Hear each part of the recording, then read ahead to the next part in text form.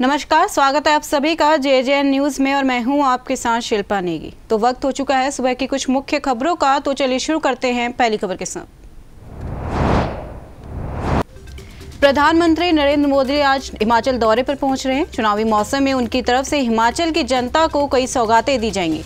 इसमें वंदे भारत ट्रेन से लेकर IIIT तक शामिल है। इसके अलावा प्रधानमंत्री 2 जल विद्युत परियोजनाओं को भी आधारशिला भी रखने वाले हैं। ऐसे में कई करोड़ों की सौगात हिमाचल की जनता को मिलने वाली है। शिक्षण संस्थाओं में हिजाब पर प्रतिबंध लगाने के कर्नाटक हाई कोर्ट के फैसले पर सुप्रीम कोर्ट आज अपना अंतिम निर्णय देगा। जस्टिस हेमंत गुप्ता और सुधांशु धूलिया की खंडपीठ इस मामले में 13 अक्टूबर को अपना फैसला सुनाएगी। सुप्रीम कोर्ट ने इससे पहले हिजाब मामले में कर्नाटक हाई कोर्ट के फैसले को चुनौती देने वाली कई याचिकाओं पर अपना फैसला सुरक्षित कर लिया था।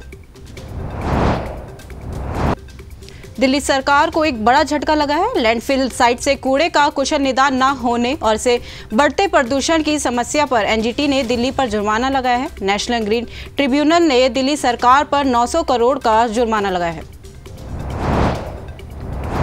महाराष्ट्र की अंधेरी सीट पर उपचुनाव होने वाले हैं। ऐसे में उद्धव ठाकरे के गुट की ओर से ऋतुजा लटके को उम्मीदवार बनाया गया है, लेकिन ठाकरे गुट ने BMC पर आरोप लगाया है कि उन्होंने सरकार के दबाव में आकर एक ऋतुजा का इस्तीफा मंजूर नहीं किया है। बता दें कि ऋतुजा BMC में कर्मचारी थी और चुनाव लड़ने के लिए उन्होंने इस्तीफा दे दिया, लेकिन उनका इस्तीफा अब तक मंजूर नहीं हुआ है, जिससे वो नामांकन नहीं कर पा रही हैं। यूपी की मुरादाबाद पुलिस की टीम एक मामले में JS ब्लॉक प्रमुख के यहां दबिश देने पहुंची थी। अचानक इसी बात को लेकर पुलिस और परिवार के लोगों में नोकझोंक हो गई। दोनों पक्षों में नोकझोंक इतनी बढ़ गई कि फायरिंग हो गई। आरोप है कि यूपी पुलिस की फायरिंग में महिला गुरप्रीत की मौत हो गई, जिसके बाद आक्रोशित लोगों ने NH जाम कर दिया। चीन में कोरोना के मामले एक बार फिर तेजी से बढ़ने लगे हैं। हालात ऐसे बन गए हैं कि कुछ जगहों पर लॉकडाउन फिर लग रहा है। लोगों पर पाबंदी लगाई जा रही है और नई ट्रैवल गाइडलाइंस भी जारी की गई है। इस समय चीन में ओमिक्रॉन के 2 नए सब वेरिएंट सामने आए हैं। इन 2 सब वेरिएंट की वजह से ही चीन में अचानक से कोरोना के मामलों में उछाल देखने को मिल रहा है।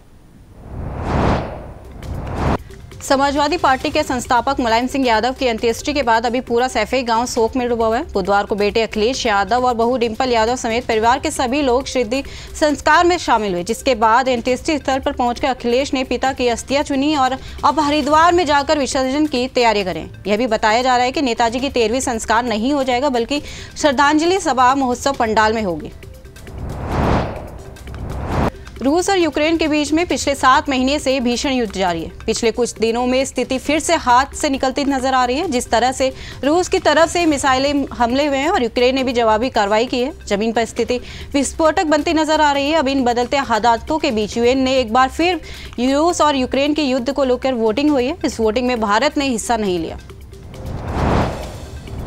तो फिलहाल की सुबह की मुख्य खबरों में इतना ही। बाकी की तमाम खबरों के लिए आप बने रहे हमारे साथ और देखते रहे JJN न्यूज़। धन्यवाद।